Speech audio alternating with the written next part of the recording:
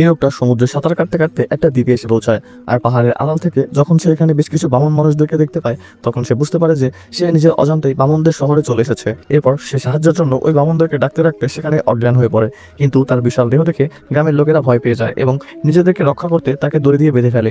আর শীঘ্রই রাজাকে এই অদ্ভুত ঘটনার খবর দেওয়া হয়, তাই তিনি উঁচু মঞ্চে উঠে সেই মানুষটিকে দেখতে আসেন। তখন মন্ত্রী পরামর্শ দেয় যে এই মানুষটিকে মেরে ফেলা উচিত, যাতে ভবিষ্যতে সে কোনো বিপদ না করতে পারে। এটা শুনে রাজা ভাবতে লাগেন, কিন্তু ঠিক তখনই মুষলধারে বৃষ্টি শুরু হয়। তাই রাজামশাই এটাকে অশুভ লক্ষণ মনে করে ওই লম্বা লোকটিকে মেরে ফেলার নির্দেশ দিতে যায়। ঠিক তখনই সেই লোকটি চালাকি করে আকাশের দিকে ফু দিয়ে মেঘ সরিয়ে দেয়, আর সাথে সাথে বৃষ্টি থেমে যায়। এটা দেখে সবাই অবাক হয়ে যায় এবং রাজার সঙ্গে সঙ্গে তাকে মুক্তি দেওয়ার নির্দেশ দেয়। এরপর তার খাওয়া দাওয়ার জন্য তাকে অনেকগুলো খাবার এনে দেওয়া হয়, কিন্তু তার দেহ এতটাই বড় ছিল যে কয়েক মিনিটেই সেই বামনদের 1 বছরের খাবার শেষ করে ফেলে। এতে দেশে দুর্ভিক্ষ শুরু হয়, তাই সে জঙ্গলে গিয়ে গাছ উপড়ে একটা বড় মাঠ তৈরি করে। এরপর নিজের টুপিতে প্রচুর মাছ ভরে এনে বামনদের দিয়ে দেয়। এতে দেশের 1 বছরের খাবার মজুত হয়ে যায়।